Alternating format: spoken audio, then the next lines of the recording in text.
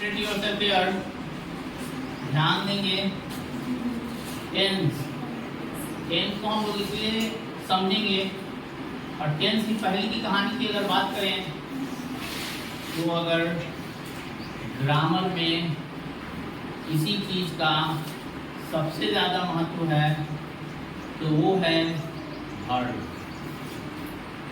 अगर हम ग्रामर को एक सिनेमा कर दें तो उसकी हीरोइन को कहेंगे वर्ड। और वर्ड से ही आप जब यहाँ आएंगे टेंस के बारे में बातें करेंगे तो वर्ब का ही अलग अलग रूप के कारण यहाँ अलग अलग टाइम बदलेगा और उस टाइम को हम लोग अलग अलग टेंस के तरह रिकॉग्नाइज करेंगे, पहचानेंगे। तो टेंस सिंपली होगा क्या हिंदी में, जिसे आप लिख लेंगे कि काल टाइम को ही कहते हैं। तो tense action of verb and degree of it completeness.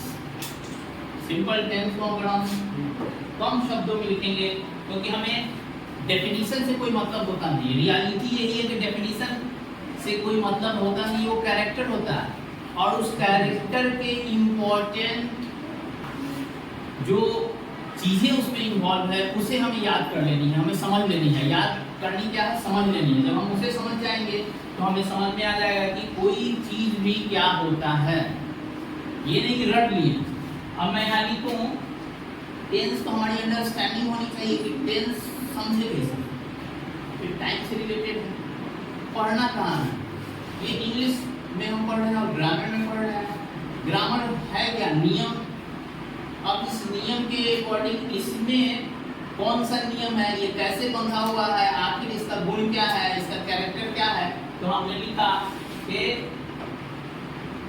Time of an action.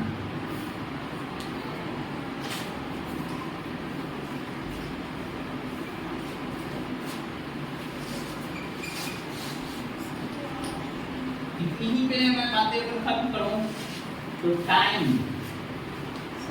That is an action. दो इंपॉर्टेंट वर्ड हैं।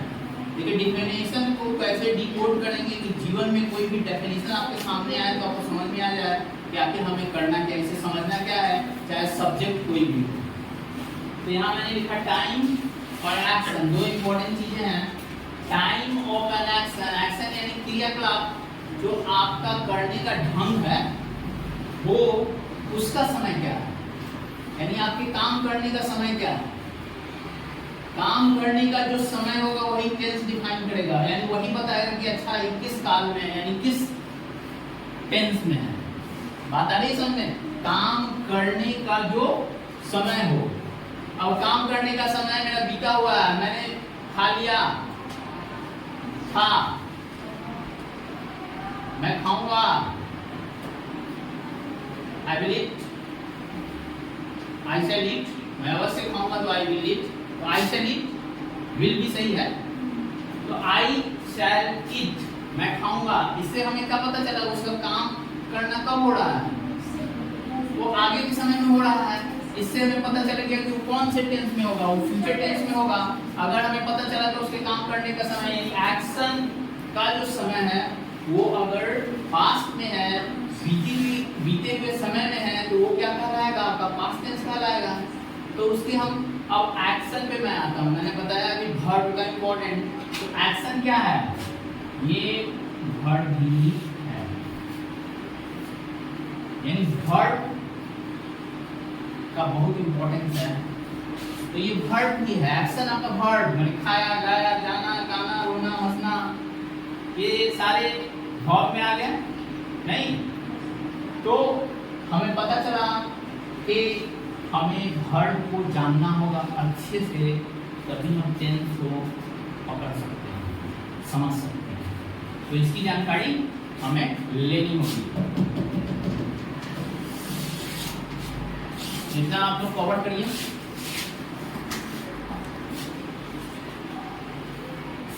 टीएस इलियट एक बहुत बड़े राइटर रहे हैं, क्रिटिक रहे हैं। टीएस इलियट मॉडर्न इंग्लिश के सबसे इंपॉर्टेंट क्रिटिक में एक का नाम है टीएस इलियट। उनका कथन है, where is life, it is lost in wisdom, where is wisdom, it is lost in knowledge, and where is knowledge, it is lost in information. तो ये इंफॉर्मेटिक दुनिया है जिसमें आप खुद को समेट के अगर रखे हैं तो सिर्फ काउंटिंग आप रह जाइएगा, आपको गिना जाएगा, चुना नहीं जाएगा, ये याद रखिएगा। मतलब हम इंफॉर्मेशन नहीं कलेक्ट करना है, हमें अपने विजडम को बढ़ाना है, हमें अपने बुद्धि को बढ़ाना है। और बुद्धि बढ़ने के लिए आपको एनालिसिस का पावर होना चाहिए, आप में क्षमता ये होनी चाहिए कि हम चीज़ों को समझ सकें, नहीं कि रट सकें या गिन सकें। ये अगर स्थिति के लिए आप तैयार हैं तभी आप सस्टेन करिएगा। This is the era of artificial intelligence, और AGI भी आ गया है, AGI।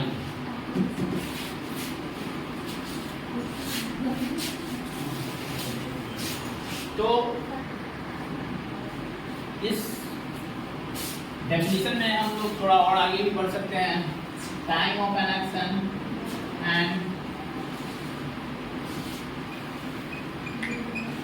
Degree of its completeness.